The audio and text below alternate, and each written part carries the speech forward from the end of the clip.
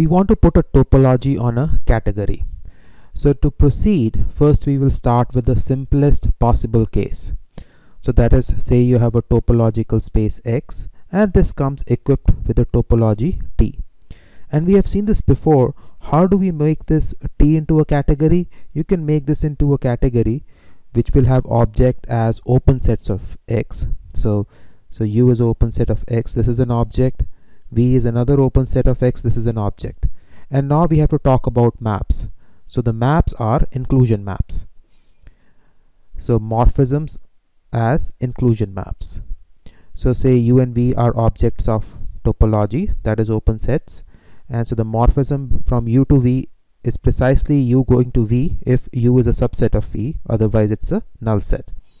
So this we have been able to do. But there are other important notions which we have to take into account. So the first notion is of a covering space. So this set U gets covered by something. So that is a covering space. So we have to take account of that. So say there are a bunch of UIs which cover U. And the second thing we have to take care is of intersection, that is U intersection V. So we have to define these two notions. So covering is easy to define. So let us see this. So we already know that we have to have morphisms like this because we are working in a category. So what we do is, so say you have this big set U, and this set U is say covered by two sets U1 and U2. So I'm going to write U1 like this and say U2 is somewhere right here.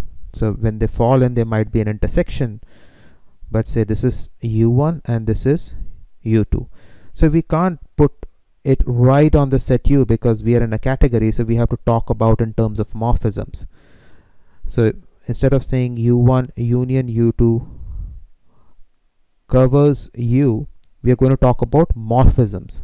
Morphism going from U1 to U and morphism going from U2 to U. So that's precisely because instead of having a subset, we are having maps like this. So notice this morphism comes from subset. So this U1 and U2, there could be subset of U. The union of that covers U. So instead of like this, you talk about morphism. So now our covering, instead of talking about these sets, will consider of these maps phi1 and phi2 because we are going to be working in a category. So you have three things. Now for a simple cover, they say U1 U2 covers U in our topological space. If you want to talk about in terms of category, you will talk about some fixed target U with some objects U1 and U2 in the category and these morphisms phi1 and phi2. So this forms the notion of covering. So let us see this. So we need the notion of covering of a set U in some topological space. So this, if this index set, I've just taken 1 and 2, but it could be any indexing set I, this forms the covering of U. We can consider covering as morphisms. So basically you have this morphisms phi I, so phi1 phi2, which essentially go from UI to U, I lies in I. So basically entire covering. So more formally we will define it. So let C be a category. So the following data gives a family of morphisms with a fixed target U. So obviously you have a cover U1 U2 and you have a fixed target U. So you have this family of morphisms. U is an object of the category.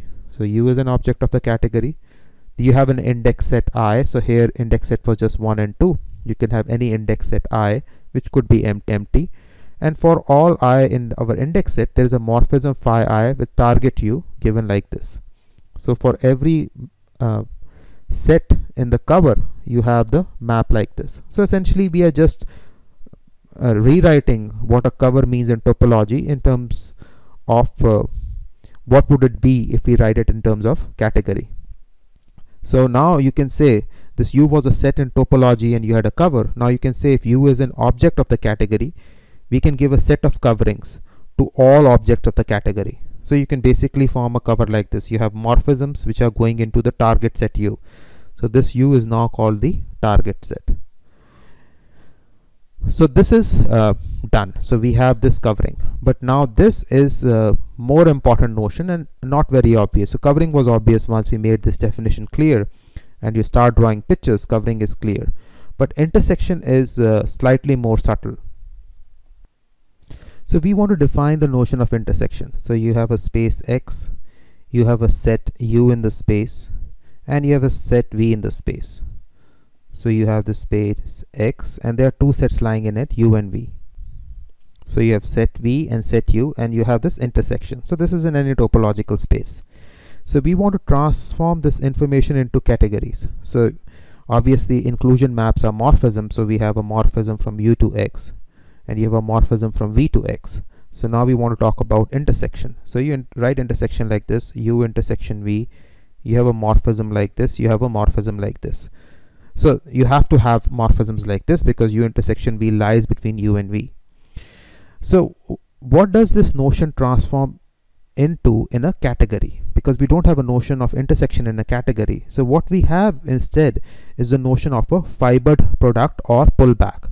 So pullback of this map and this map essentially gives this map. If you stare at this square long enough, you have no option but to have pullback or fibered product. So either name you can call it. So you will write it as U times V. So in terms of category. So this is a fibered product. So this is a fibered product, or it is also called as a pullback in whatever underlying category we are working in. So we are working in some category C.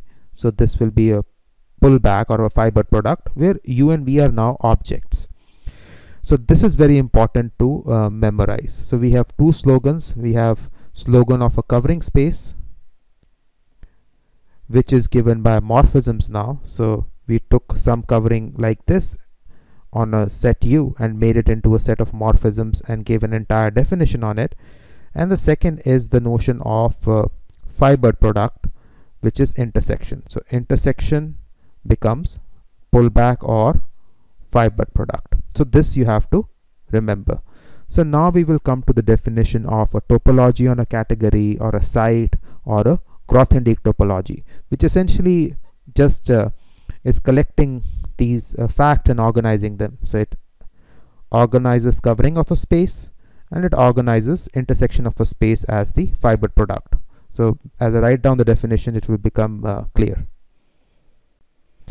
So now we come to the proper definition. A site or a topology on a category. So site is always on a category. It is a pair. It consists of two things. One is the category and another is the covering set of the category. So this cover of the category is called the covering, and it consists of families of morphisms with a fixed target. So families of morphisms with a fixed target. So precisely this, a family of morphisms with a fixed target. So this we said was the covering of a category. So site has two things. It has an underlying category and it has a covering, and now it has to satisfy the properties which would naturally carry over to a topological space. So first, properties of isomorphism. So say you have a set U and you have a set V, and there is an isomorphism between them. This is an iso, so obviously V forms a covering of U if you look at it topologically, and that's what it is. So you have a morphism, because now we are talking in terms of categories. So rather than thinking of it in terms of cover, we think of it in terms of morphisms. So this will become a covering. So second thing is locality. So you have the set U which is covered by the set UI. So that is what a covering is. So this is a covering of an object. And furthermore, each UI has a covering. So if each UI has a covering, say in terms of J's, UI J's, like this, then this covering has to form a covering of U, just like in topology.